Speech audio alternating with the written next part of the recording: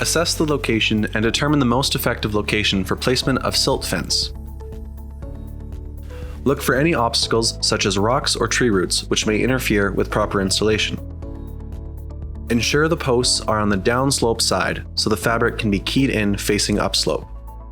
Dig the trench to a minimum depth and width of 6 inches by 6 inches. A shovel blade wide and a shovel blade deep is a good reference.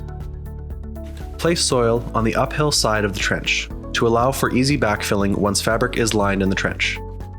Pound the posts to a minimum of 12 inches into undisturbed ground behind the excavated trench. If the silt fence is being installed in a disturbed area, the post should be driven deeper. Ensure the maximum distance between posts does not exceed 9 feet. Place the fabric toe in the trench so that it covers the bottom. The green and red line on the skirt should just be touching the bottom of the trench for reference. Backfill enough material to adequately hold the keyed-in section in place. Compact the backfilled material.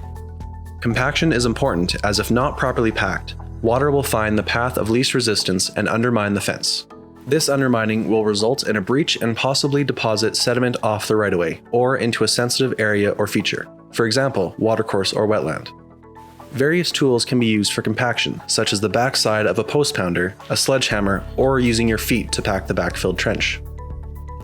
Where separate sections of the silt fence meet, install the next section behind the first one, with minimum 1 meter overlap. Test for proper installation and compaction.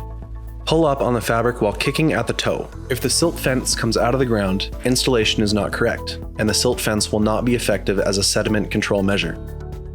If you have any questions about silt fence installation, contact a member of your SMJV environment team for assistance.